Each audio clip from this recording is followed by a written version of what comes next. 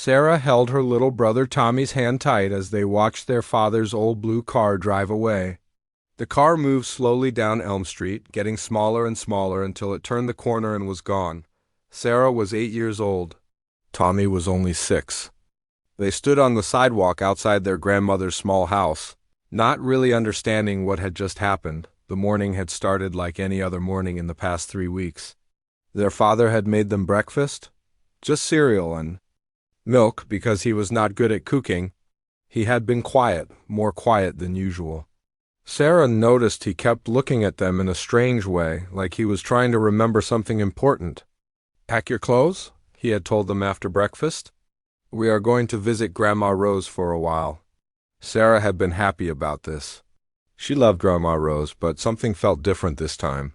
Her father put all their clothes in 2 small bags. He did not pack many things. Just a few shirts, some pants, and their winter coats. Sarah wanted to bring her favorite doll, but her father said there was no room. The drive to Grandma Rose's house was very quiet. Tommy fell asleep in the back seat. Sarah looked out the window and watched the trees go by. Her father's hands were shaking on the steering wheel. She wanted to ask him why, but she was afraid to speak. When they got to Grandma Rose's house, their father carried their bags to the front door. Grandma Rose came out to meet them. She was a small woman with gray hair and kind eyes. She always smelled like cookies and soap, but today she looked worried. "Hello, my darlings," she said to Sarah and Tommy. She hugged them both, but her smile looked sad. Sarah's father put the bags down on the porch. He looked at Grandma Rose, then at his children. His eyes were red like he had been crying. "I can't do this anymore," he said in a very quiet voice. "I just can't." "David," Grandma Rose said. Her voice was gentle but firm. "These are your children." "I know," he said. "But every time I look at them, I see her. I see Oana. It hurts too much." Sarah felt something cold in her stomach. She did not understand all the words, but she knew something was very wrong. Tommy was still sleepy and confused. He held on to Sarah's hand and rubbed his eyes. Their mother Elena had been gone for 3 months now. First, she had to go to the hospital because she was very sick. The doctors tried to help her, but they could not make her better. Then one day, their father came home from the hospital alone. He told them that Mama had gone to heaven, where she would not hurt any more. Sarah remembered that day very clearly. Tommy had cried and asked when Mama was coming home. Their father had to explain that she was never coming home. After that, everything changed. Their father stopped smiling. He stopped cooking real meals. He stopped reading them bedtime stories. He would sit in his chair and stare at the wall for hours. Sometimes Sarah would find him looking at pictures of their mother and crying. Sarah tried to take care of Tommy. She made him peanut butter sandwiches when their father forgot to make lunch. She helped him get dressed in the morning. She read him stories at night, even though she was not as good at it as Mama had been. Now, standing on Grandma Rose's porch, Sarah began to understand what was happening. Her father was leaving them too. "Please, David," Grandma Rose said. "Stay for dinner. We can talk about this." But their father shook his head. "I already talked to my brother in California. I have a job there, a fresh start." He looked at Sarah. "And Tommy, they will be better off with you." "I am 73 years old," Grandma Rose said. "I live on a small pension. How can I take care of 2 children?" "You are better than me," their father said. "I am no good to them anymore." He knelt down in front of Sarah and Tommy. Sarah could see tears in his eyes. "I love you both," he said. "But I need to go away for a while. Grandma Rose will take good care of you." "When are you coming back?" Tommy asked. His voice was small and scared. Their father looked away. "I don't know, buddy, I don't know." He hugged them both quickly, then stood up fast. He got back in his car without looking back. Sarah watched the car start and drive away. She kept watching until she could not see it anymore. Tommy started to cry. "I want Papa to come back," he said. Grandma Rose put her arms around both children. "Come inside," she said. "Let's have some cookies and milk." The house was very small compared to their old home. It had 2 bedrooms, 1 bathroom, and a tiny kitchen. The living room had old furniture and pictures of family members on the walls. Everything was clean but worn out. Grandma Rose showed them where they would sleep. It was a small room with 2 beds. The beds were old but had soft, clean sheets that smelled like lavender. "This used to be your father's room when he was a boy," Grandma Rose told them. Sarah looked around the room. She saw some old toys on a shelf and wondered if her father had played with them when he was little. It was hard to imagine him as a child, laughing and playing. That night after dinner, Grandma Rose tucked them into bed. She sang them a soft song that their mother used to sing. Tommy fell asleep quickly, but Sarah stayed awake for a long time. She listened to the sounds of the house and wondered if their father was already far away in the kitchen. She could hear Grandma Rose on the phone. She was talking to someone in a worried voice. "I don't know what I'm going to do," Grandma Rose was saying. "My pension is only $800 a month. That barely covers my own expenses. How can I buy clothes for growing children? How can I pay for school supplies and doctor visits?" Sarah felt scared. What if Grandma Rose could not take care of them either? What would happen to her and Tommy then? The next few days were hard for everyone. Grandma Rose tried to make them feel welcome, but Sarah could see the worry in her eyes. She caught her looking at bills and shaking her head. She saw her counting money from an old coffee can. Tommy was sad and confused. He kept asking when Papa was coming home. He kept asking where Mama was. Grandma Rose answered his questions with patience, but Sarah could see how much it hurt her to see him so upset. Sarah tried to be brave and help as much as she could. She helped with dishes. She helped Tommy get dressed. She tried not to cry when she felt scared or lonely, but at night, when Tommy was asleep, she would sometimes cry into her pillow. She missed her mother so much it felt like a big hole in her chest. She missed her father too, even though he had left them. She wished things could go back to the way they were before Mama got sick.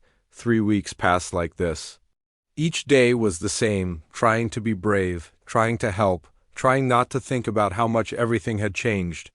Sarah began to wonder if this was how life would always be now, sad and hard and full of worry. She did not know that. Grandma Rose was making a plan that would change everything. 3 weeks after their father left, Grandma Rose sat at her small kitchen table with a pile of bills spread out in front of her. The electric bill was past due. The grocery money was almost gone. Sarah's shoes had a hole in the bottom, and Tommy was growing out of his pants. Grandma Rose rubbed her tired eyes and sighed. She had been thinking about the same thing for days now. There was someone who might help them, but she had not spoken to him in over 20 years. She was not even sure if he would remember her. When Rose was younger, she had worked as a housekeeper for a very rich family called the Ashfords. They lived in a big mansion on the hill outside of town. The family had been kind to her, especially the son, James Ashford.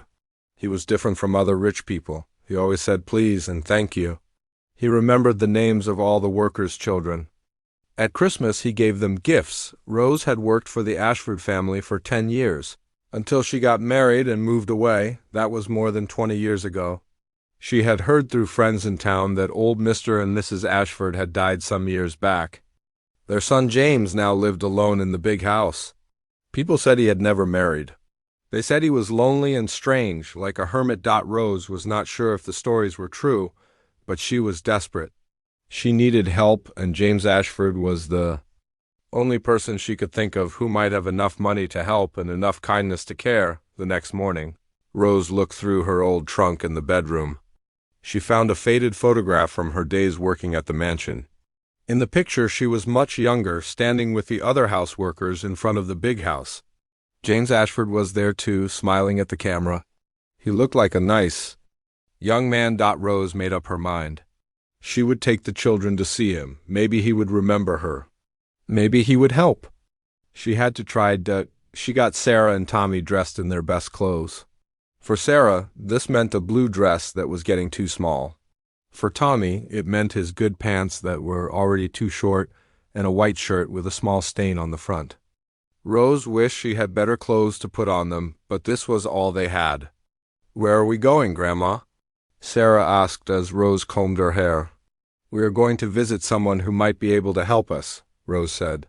She did not want to get the children's hopes up, but she also wanted them to understand that this was important. Is it someone nice? Tommy asked. I think so, Rose said. I knew him a long time ago when he was younger. He was always very kind. They walked to the bus stop at the end of the street. Rose carried a small purse with just enough money for the bus fare. She also carried the old photograph in case James did not remember her. The bus ride took 30 minutes. They passed through the downtown area, then through some neighborhoods and finally up into the hills where the rich people lived. Sarah and Tommy pressed their faces against the bus window, looking at the big houses with their wide lawns and fancy cars. Look at that one, Tommy whispered, pointing to a house with a swimming pool in the backyard. People really live in houses that big? Sarah asked. Yes, Rose said. The house we are going to visit is even bigger than that one. When they got off the bus, they had to walk for 10 more minutes. The road was steep and winding.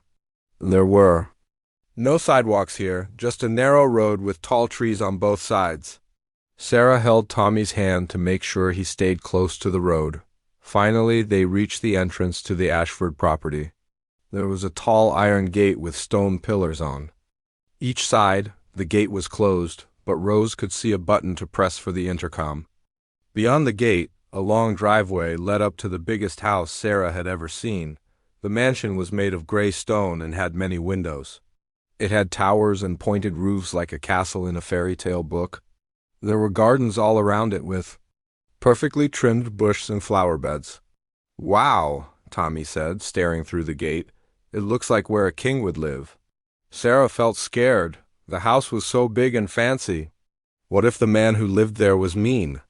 What if he yelled at them for coming to his house? What if he called the police? Rose saw the fear in Sarah's face. Don't worry, sweetheart, she said gently. Mr. Ashford is a good man. I used to work for his family, remember? They were always kind to me, but Rose felt nervous too. 20 years. Was a long time? People change? Maybe James Ashford was not the same kind young man she remembered. Maybe he would be angry that she had come to ask for help. Rose took a deep breath and pressed the button on the intercom. They waited. Nothing happened. She pressed it again. After a few minutes, a voice came through the speaker. It was the voice of an older man. Yes? Who is it? Rose's heart was beating fast. Mr. Ashford, this is Rose Martinez. I used to work for your family many years ago. I wonder if I could speak with you for just a few minutes. There was a long silence. Rose began to think he was not going to answer. Maybe he did not remember her? Maybe he did not want to see her. Then the voice came back. Rose Martinez, from the housekeeping staff? Yes, sir. I have my grandchildren with me. We need help. Another long silence. Sarah squeezed Grandma Rose's hand. Tommy was getting restless and started to wander toward some flowers growing by the gate. Finally, there was a buzzing sound, and the gate began to open slowly. Come up to the house, the voice said. Rose felt relief wash over her. At least he was willing to see them. That was the first step. They walked up the long driveway. It was paved with smooth stones and lined with old oak trees. The gardens were beautiful but looked like no one enjoyed them anymore. Everything was perfect but cold, like a picture in a magazine. As they got closer to the house, Sarah could see how truly enormous it was. It had 3 stories and must have had dozens of rooms. There were carved decorations around the windows and doors. The front door was made of heavy dark wood with brass handles. How many people live here? Sarah whispered. Just one, Rose whispered back. Tommy's eyes were wide with wonder. Just one person lives in this whole big house? Yes, Rose said. Mr. Ashford lives here all by himself. This made Sarah feel sad for some reason. The house was beautiful, but it seemed lonely. She thought about their small apartment with her mother, where they used to all squeeze together on the couch to watch TV. That had felt much more like home than this big, empty-looking place. When they reached the front door, Rose hesitated. She looked at the children one more time, smoothing down their hair and straightening their clothes. She wanted them to look as nice as possible. Remember to be polite, she told them quietly. Say please and thank you. Don't touch anything unless Mr. Ashford says it's okay. Sarah nodded seriously. Tommy was still staring up at the house, trying to count all the windows. Rose lifted the heavy brass door knocker and knocked 3 times. The sound echoed from inside the house. They waited. Sarah could hear her own heartbeat. She could hear the birds singing in the garden and the sound of wind in the trees. Everything was very quiet and peaceful, but she still felt scared. Footsteps approached from inside the house. They were slow footsteps, like someone walking carefully. The footsteps stopped at the door. There was the sound of locks being turned, several locks. Then the big door opened slowly. A man stood in the doorway. He was older than Rose had expected, with silver hair and lines around his eyes. He was tall and thin, wearing a dark blue sweater and gray pants. His face looked kind but also very tired, like he had not slept well for a long time. He looked at Rose for a moment, studying her face. Then he smiled slightly. "Rose Martinez," he said. "It really is you. You look just the same." Rose felt tears come to her eyes. "Hello, Mr. Ashford. Thank you for seeing us." He looked down at Sarah and Tommy. His expression became gentle and curious. "And these are your grandchildren?" "Yes, sir." "This is Sarah, and this is Tommy." Rose put her hands on their shoulders. "Children, this is Mr. Ashford." Sarah remembered her manners. "Hello, Mr. Ashford," she said politely. Tommy just stared up at him with wide eyes. James Ashford studied the children for a moment. Sarah thought she saw something sad and lonely in his eyes, but also something kind.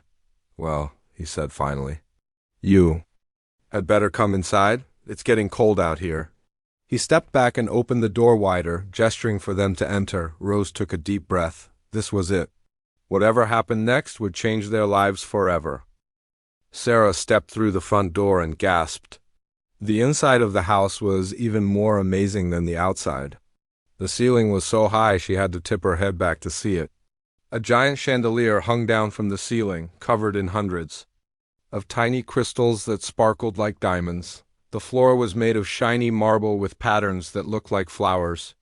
There were tall paintings on the walls in golden frames. Sarah saw paintings of people in fancy old clothes, paintings of horses, and paintings of landscapes with mountains and rivers. Tommy's mouth was open wide as he stared at everything. He had never seen anything so fancy in his whole life. "This way," Mr. Ashford said gently. He led them through the big entrance hall and into a sitting room. The sitting room had comfortable-looking chairs and sofas covered in soft fabric. There was a fireplace with a warm fire burning in it. Bookshelves lined the walls from floor to ceiling, filled with hundreds of books. Sarah loved books, and she stared at all of them with wonder. "Please sit down," Mr. Ashford said. Rose sat on the edge of a chair, looking nervous. She motioned for Sarah and Tommy to sit beside her on a small sofa. The sofa was so soft that Tommy almost disappeared into it. Mr. Ashford sat across from them in a large leather chair. He looked at Rose with curious, kind eyes. "It has been a very long time, Rose," he said. "How have you been?" Rose's hands were shaking a little. "I have been well, Mr. Ashford, until recently." She paused and looked at the children. "These children have been through some very hard times." Sarah felt her cheeks get warm. She did not like it when adults talked about their problems in front of them, even though she knew Grandma Rose had to explain why they were here. "Tell me what happened," Mr. Ashford said. His voice was patient and gentle. Rose took a deep breath. "Their mother, Elena, was my daughter-in-law. She died 3 months ago from cancer. She was only 28 years old." Mr. Ashford's face became very sad. "I am so sorry for your loss." "Their father could not handle it," Rose continued. 3 weeks ago, he brought them to my house and said he was moving to California. He just left them with me and drove away." Sarah felt angry when Grandma Rose said this. It made their father sound like a terrible person. But Sarah knew he was just very sad about Mama. She was angry at him for leaving, but she also felt sorry for him. "I see," Mr. Ashford said quietly. He looked at Sarah and Tommy with compassion. "That must have been very difficult for all of you." Tommy was not really listening to the conversation. He was looking around the room at all the interesting things. There was a chess set made of glass on a small table. There were little statues and vases and other beautiful objects everywhere. "The problem is," Rose said, and her voice got shaky, "I am on a fixed income. My pension is very small. I barely have enough money to take care of myself, let alone 2 growing children. They need clothes, school supplies, doctor visits. I just don't know how I can manage." She reached into her purse and pulled out the old photograph. "I found this picture from when I worked for your family. I remembered how kind you always were to the staff and their children. I thought ... I hoped maybe you might be willing to help us somehow." She handed him the photograph with trembling fingers. Mr. Ashford took it and looked at it for a long time. A small smile came to his face. "I remember this day," he said. "This was taken at the Christmas party we had for all the employees. You brought your little boy that day, David, wasn't it?" "He must be these children's father." "Yes," Rose said quietly. "That's David ... double quotes." Mr. Ashford continued to study the photograph. "You were always so good with the children at these parties. You organized games for them and made sure everyone felt included." Sarah watched Mr. Ashford's face as he looked at the old picture. She could see that he was remembering something that made him happy, but also something that made him sad. "I remember you well, Rose," he said finally. "You were one of the kindest people who ever worked for our family. My mother always spoke highly of you." "Your parents were wonderful people," Rose said. "I was sorry to hear when they passed away." "Thank you." Mr. Ashford set the photograph down on the table beside his chair. "That was several years ago now. I've been living alone in this house ever since." Sarah looked around the big room again. She tried to imagine what it would be like to live all alone in such a huge house. It would be scary at night, she thought, and lonely during the day. "Mr. Ashford," Rose said, and her voice was very serious now, "I hate to ask this of you. I know we have no right to expect anything, but these children have nowhere else to go. Their father is gone, their mother is gone. I am all they have left, and I can't provide for them properly." Sarah felt embarrassed. She did not like hearing Grandma Rose beg for help, even though she knew they needed it desperately. "What exactly are you asking of me?" Mr. Ashford said. He did not sound angry, just curious. Rose took another deep breath. "I don't know. Maybe you could help with some money for clothes and school expenses? Or maybe you know of some organization that helps children in situations like this?" Mr. Ashford was quiet for a long moment. He looked at Sarah, then at Tommy, then back at Rose. Sarah could see him thinking, but she could not tell what he was thinking about. "May I ask you children some questions?" he said finally. Sarah nodded. She wanted to be brave and polite. "What grade are you in, Sarah?" "3rd grade," Sarah said quietly. "And do you like school?" "Yes, sir, I like reading the best." Mr. Ashford smiled. "I can see that. You have been looking at my book since you came in." He turned to Tommy. "And what about you, young man? Do you like school too?" Tommy was shy and hid his face against Rose's arm. "He's in 1st grade," Sarah said for him. "He likes math and drawing." "I see." Mr. Ashford leaned back in his chair and was quiet again for a moment. "And what do you children remember about your mother?" This question made Sarah's chest feel tight. She did not want to cry in front of this stranger, but thinking about Mama always made her want to cry. "She was very nice," Sarah said in a small voice. "She read to us every night. She made good cookies. She sang songs when we were scared.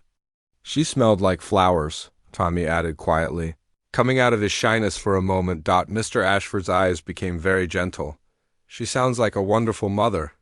"She was," Sarah said. "And your father? What was he like before your mother became ill?" Sarah thought about this. "He was funny. He told jokes and played games with us. He taught me how to ride a bike. But after Mama got sick, he stopped talking much. He stopped smiling." "That must have been very hard for all of you," Mr. Ashford said. "He just got too sad," Tommy said. "That's why he had to go away." Double quotes, Mr. Ashford nodded. "Sometimes when people are very sad, They don't know how to take care of other people anymore. That doesn't mean they don't love you." Sarah felt a little better when he said this. She had been wondering if Papa left because he did not love them anymore. "Rose," Mr. Ashford said, turning back to Grandma Rose, "you said your daughter-in-law always spoke kindly of me. What did she say?" Rose smiled a little. "She loved the stories I told about working for your family. I told her about how you always remembered everyone's birthdays, how you helped pay for medical bills when one of the gardeners got hurt, how you personally drove the cook's daughter to the hospital when she broke her arm. Elena always said you sounded like a real gentleman, not like the stuck-up rich people she saw in movies." Mr. Ashford looked surprised and pleased. "She said that?" "She did. She said she hoped her children would grow up to be as kind as you were." Sarah saw something change in Mr. Ashford's face. His eyes got a little watery and he was quiet for a long time. Finally, he stood up from his chair. "Excuse me for a moment," he said. "I need to think about some things. Please, make yourselves comfortable. There are books you can look at, Sarah, if you would like." He left the room and they could hear his footsteps going down a long hallway. "What do you think he's thinking about?" Sarah whispered to Grandma. "Rose, I don't know, sweetheart," Rose whispered back. "But I think he is a good man.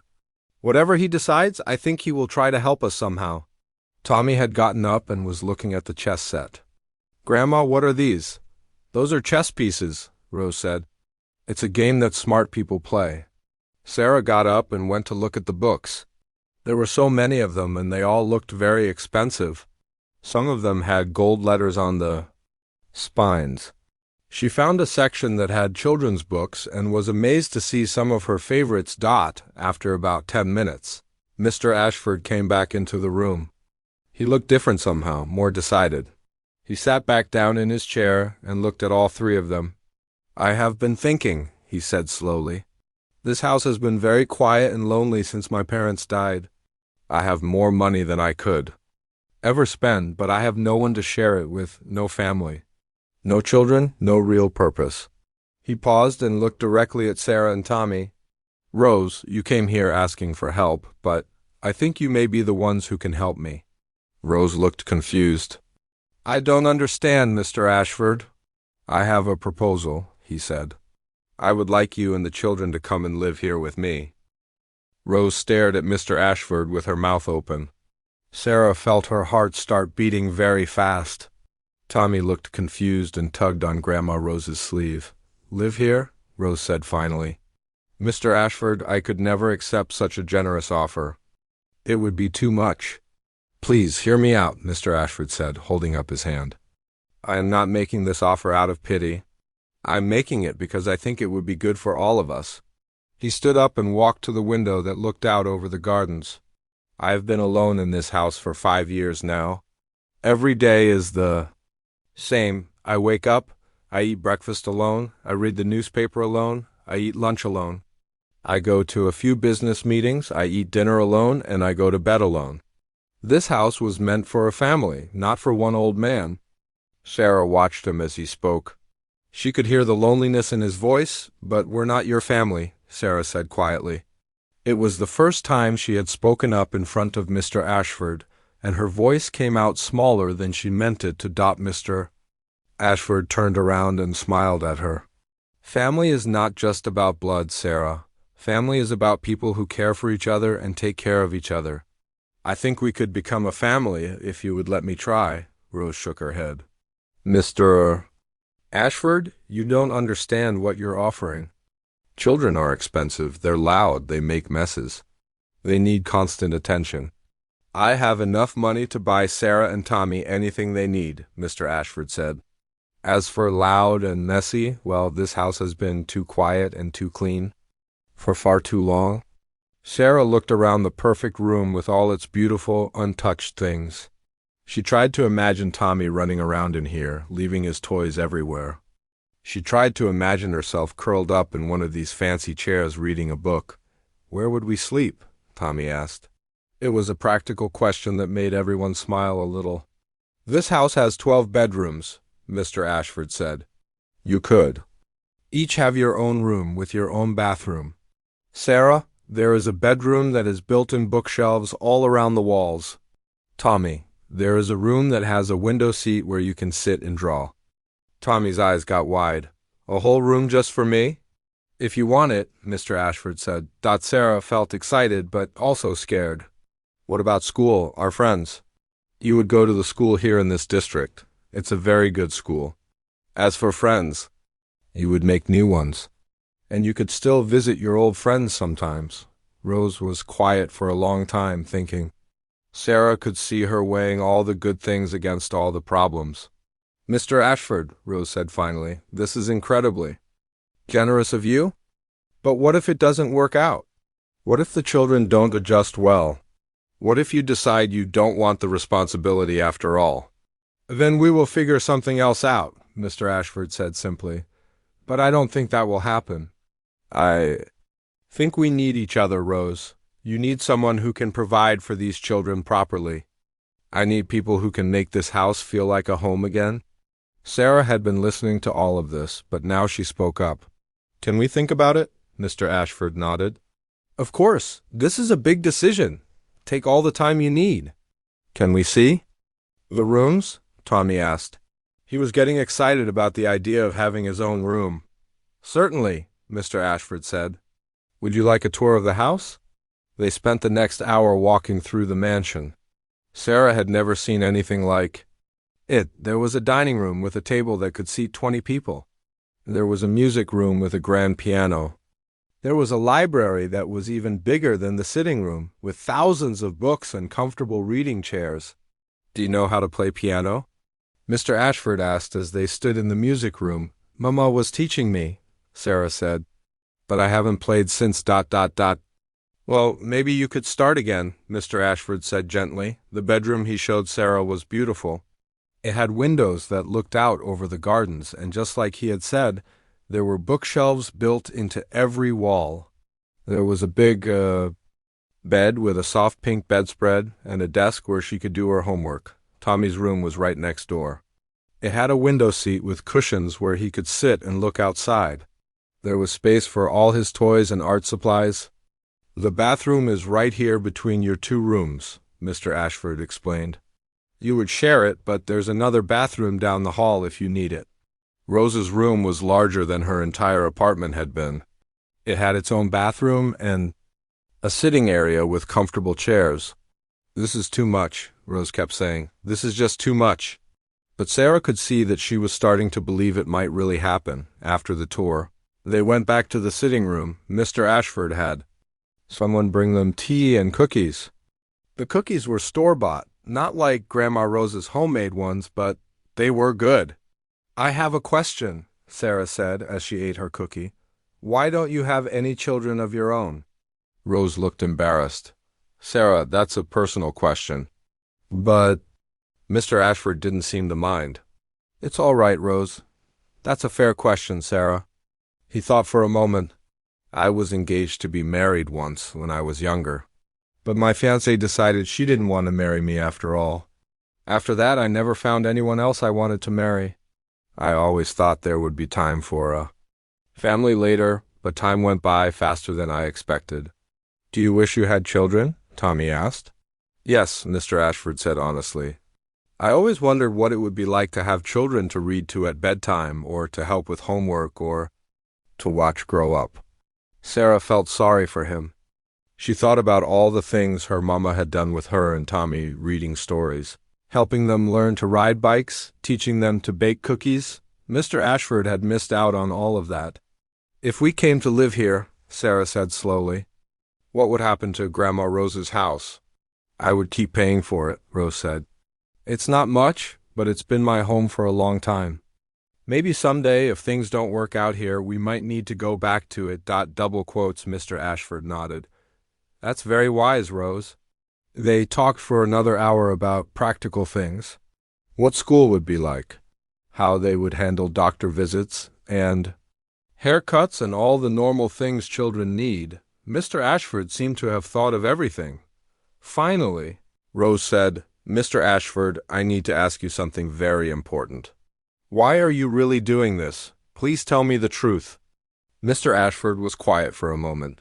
I told you the truth before. I am lonely, but there's more to it than that. He looked at Sarah and Tommy. When you told me about their mother, about how she died so young, it reminded me of something. Life is very short, Rose. We don't know how much time we have. I have spent the last 5 years of my life doing nothing important, helping no one, making no difference in the world. He paused and looked around the room. I have all this house, this money, all these beautiful things, but none of it means anything if I can't share it with people I care about. These children need a home. I need a family. It seems like we can help each other. Sarah felt something warm in her chest when he said this. She was starting to think that maybe Mr. Ashford really was as kind as Grandma Rose had said. There's one more thing, Mr. Ashford said. I want you to know that I'm not trying to replace your parents. I could never do that. Your mother will always be your mother, and your father will always be your father, even though he's not here right now. I'm just offering to be someone who cares about you and wants to help you grow up to be good, happy people. This made Sarah feel better. She had been worried that accepting Mr. Ashford's help would mean forgetting about Mama and Papa when it was time to leave. Mr. Ashford walked them to the door. Take as much time as you need to decide, he said. But I hope you will say yes. I think we could be very happy together. On the bus ride home, they were all quiet, thinking about everything that had happened. What do you think? Rose asked the children finally. I like him, Tommy said. He has kind eyes. And did you see how many books he has? He seems nice, Sarah said. But what if he changes his mind about us? I don't think he will, Rose said. I think he really means what he says. That night, after Tommy was asleep, Sarah lay in her small bed thinking about everything. She thought about the beautiful room with all the bookshelves. She thought about having her own space and enough food to eat and new clothes when she needed them, but she also thought about Mama. Would Mama want her to go live with a stranger? Would Mama think she was forgetting about her? Then Sarah remembered something Mama used to say. The most important thing in life is to be kind to people and to let kind people be kind to you. Maybe Mr. Ashford was one of the kind people Mama had meant. The next morning, Sarah told Grandma Rose she wanted to say yes. 2 years had passed since that first day at the mansion. Sarah, now 10 years old, sat at the big piano in the music room, playing the song her mother had started teaching her so long ago. Her fingers moved across the keys with confidence now. Mr. Ashford, or Grandpa James, as they had started calling him, had hired a piano teacher for her, and she had gotten very good. Tommy, now 8, was sprawled on the floor nearby with his art supplies spread out around him. He was drawing a picture of their family, Grandma Rose, Grandpa James, Sarah, and himself, all standing in front of the big house. In his picture, everyone was smiling. The transition to living at the mansion had not been easy at first. Sarah had been suspicious and careful for many weeks. She tested Grandpa James in small ways, waiting for him to get tired of them or angry with them. She left her books on the floor to see if he would yell. She talked back a little to see if he would send them away, but Grandpa James never got angry. When Sarah left her books on the floor, he would gently remind her to put them away. When she talked back, he would listen to what she was really trying to say and talk to her about it calmly. Why aren't you mad at me? Sarah had asked him one day after she had been particularly difficult. Because I understand that you're testing me, he had said. You want to make sure I'm not going anywhere. You want to make sure it's safe to love me. That was the day Sarah started to trust him completely. Tommy had adjusted much faster. He was younger and more willing to accept love from anyone who offered it. Within a week, he was climbing into Grandpa James's lap to have stories read to him.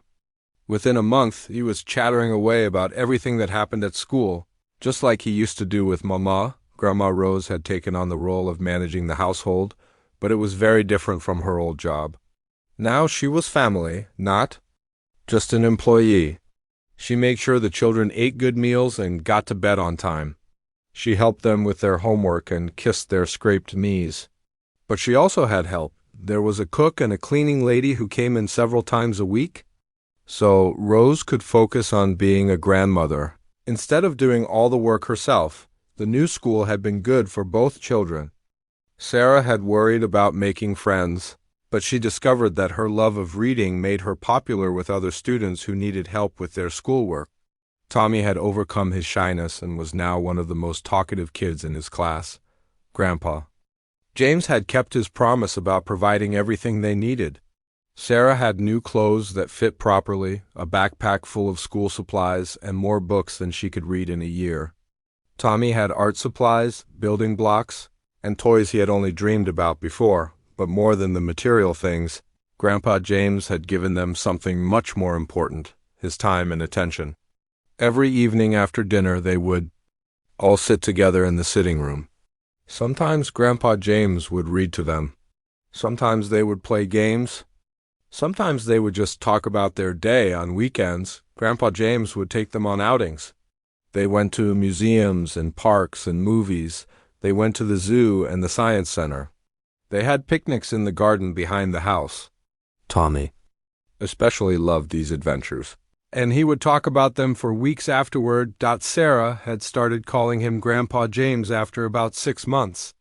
It had happened naturally one day when she was telling a friend at school about him. "My Grandpa James taught me how to play chess," she had said.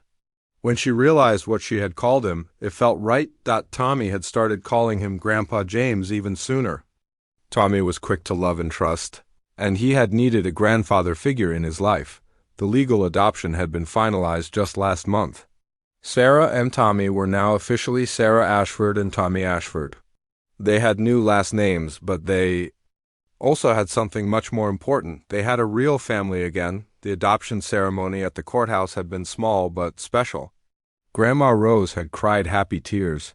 Grandpa James had looked proud and nervous at the same time. Sarah had felt butterflies in her stomach, but good butterflies like the ones she got before something exciting happened. "Do you understand what this means?" the judge had asked them. "It means we're a real family now," Tommy had said. "We were already a real family," Sarah had corrected him. "Now it's just official." The judge had smiled at that evening. They had celebrated with a special dinner. The cook had made Sarah's favorite meal, spaghetti and meatballs, and Tommy's favorite dessert, chocolate cake with strawberries.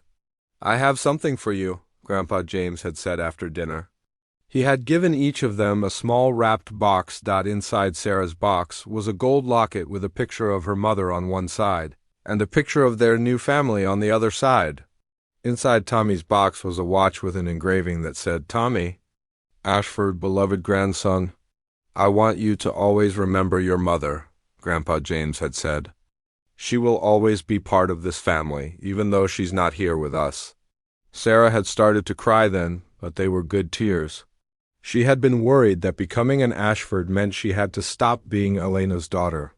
But Grandpa James understood that she could be both. Now, as Sarah finished playing the piano piece, she looked around the music room that had become one of her favorite places in the house. The late afternoon sun was streaming through the tall windows, making everything look golden and warm.